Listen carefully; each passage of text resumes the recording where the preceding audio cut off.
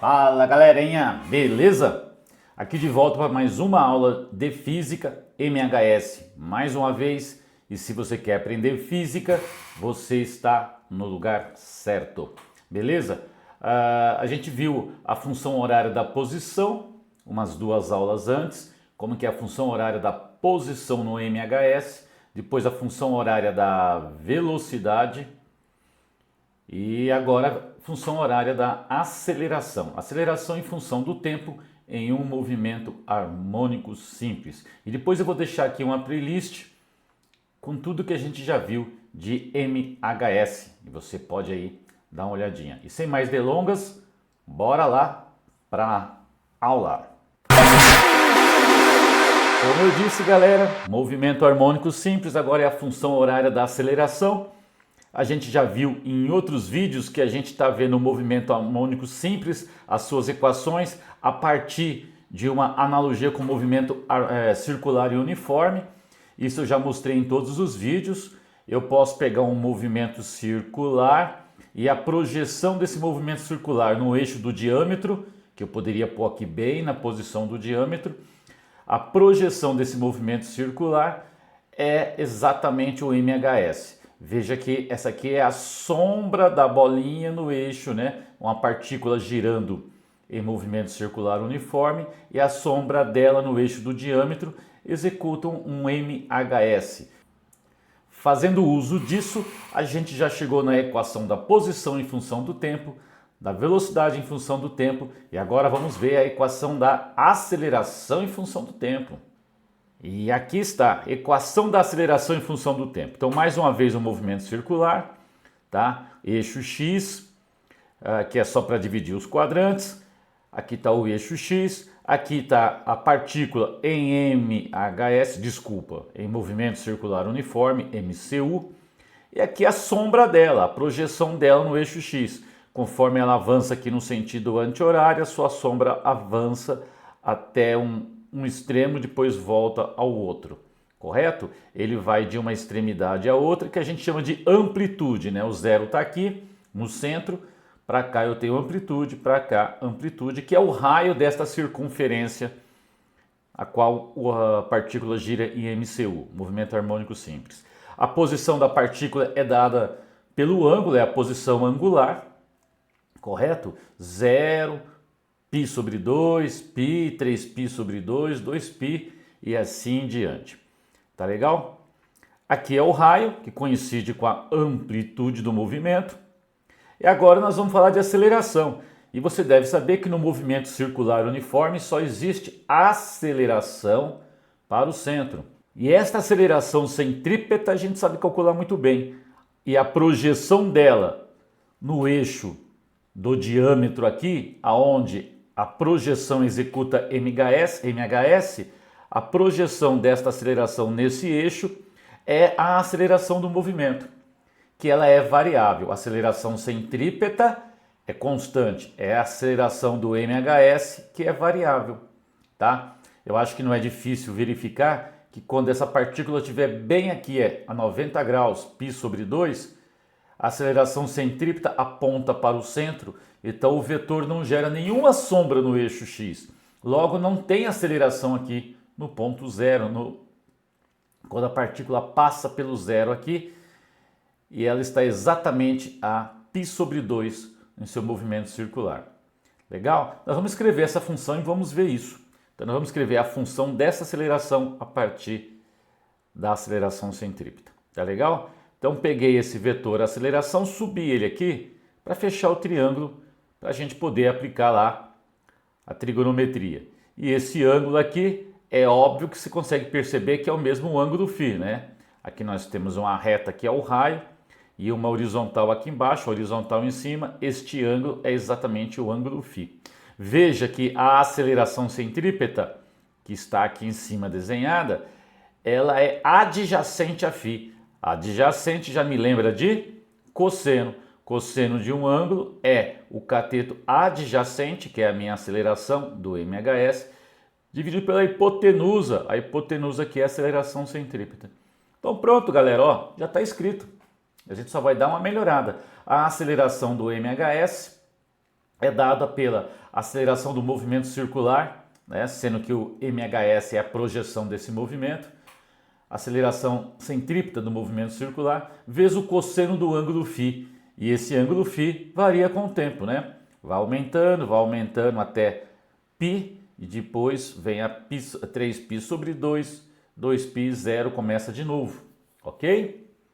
Tá, só que a gente também deveríamos saber que a aceleração centrípeta pode ser calculada como a velocidade angular ao quadrado vezes o raio ômega ao quadrado vezes r. E o raio, já falei várias vezes, é a própria amplitude. Então, a aceleração centrípeta é ômega ao quadrado vezes o raio é a amplitude do movimento mhs. Tá legal? E já falamos no primeiro vídeo, vai lá dar uma olhada da posição, que o ângulo φ varia com o tempo de modo que φ0, que é o ângulo inicial, de onde eu começo, mais a velocidade angular vezes o tempo. Se eu jogar todas essas coisas aqui dentro, eu já tenho a função, né? Aceleração centrípeta eu vou chamar de ômega ao quadrado vezes a, e cosseno de φ eu vou substituir por φ0 mais ômega t. E acabamos. Aqui está. A aceleração varia com o tempo, de tal modo que menos ômega ao quadrado vezes a, vezes o cosseno de φ, que é dado por ômega t mais φ0, vai me dar exatamente a aceleração do mhs, que varia com o passar do tempo, né? Dado um tempo t, eu tenho uma aceleração para esse tempo. Ela é variável, né? Diferentemente do movimento uniforme, que não tem aceleração, o movimento uniformemente variado tem uma aceleração constante. O mhs tem uma aceleração que varia com o tempo. Ok? Vamos dar uma olhadinha aqui, ó. Esse A cosseno de ômega t mais φ0, no vídeo onde eu mostro a posição em função do tempo, esse A cosseno de ômega t é exatamente o x. Então eu posso obter a minha aceleração em função da posição, né? O x, da elongação aqui. O corpo está oscilando aqui e o x está variando, né? X positivo por um lado, x negativo por outro. E esse x está variando e conforme esse x varia, multiplicando pela o ômega ao quadrado, que é a pulsação do mhs, eu obtenho também a aceleração, tá? Então a aceleração no mhs é sempre proporcional à elongação, é sempre proporcional à posição, tá? Elongação, estou pensando numa mola esticada, poderíamos dizer assim. Legal? Bom, vamos entender, né, um pouco mais sobre isso.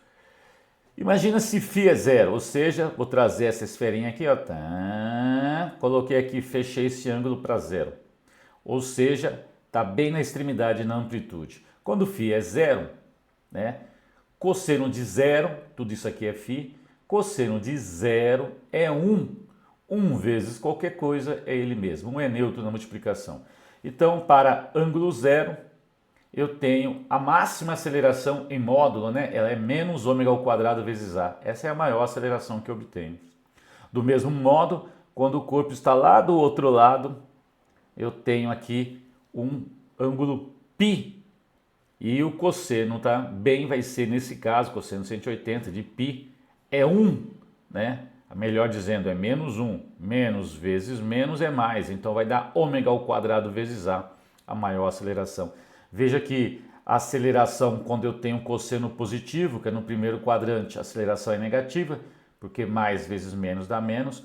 Quando eu estou no segundo quadrante, a aceleração está freando ele, né? Está apontando para o lado positivo. Ele está indo para a esquerda, só que a aceleração está para a direita, está freando ele, né? Que ele vai freando, começa a acelerar, daqui para cá freia, não é isso? Então, quando eu tenho cossenos positivos, a aceleração vai dar negativa. Quando eu tenho cosseno negativo, negativo com negativo, positivo, aceleração positiva, apontando para o lado x positivo, né? Ok? Para um pouquinho o vídeo, dá uma curtida, é o jeito que você tem para me agradecer o meu trabalho, faço com o maior carinho aí para vocês. Para um pouquinho o vídeo, curte e compartilha aí com os colegas, beleza? Vamos voltar lá para a gente acabar com isso aqui, para ficar curtinho o vídeo. Então, vamos ver outro ângulo importante, π sobre 2. Π sobre 2 eu estou aqui a 90 graus, né? Π sobre 2, cosseno de 90 graus de π sobre 2 é zero, zero vezes qualquer coisa dá zero. Veja que quando esta partícula se encontra bem aqui a 90 graus, na posição onde eu estou passando o meu apontador, a aceleração centrípeta aponta para o centro, a sua projeção vai dar uma sombra aqui de um ponto não tem tamanho, né? Então é zero a aceleração, tá? Veja, quando eu estou aqui no ponto, eu tenho velocidade máxima, como a gente viu no vídeo anterior, só que a aceleração é zero aqui. Quando ela passa para a esquerda, tem uma aceleração freando ela, mas aqui neste ponto a aceleração é exatamente zero. Então, cosseno de π sobre 2 é zero.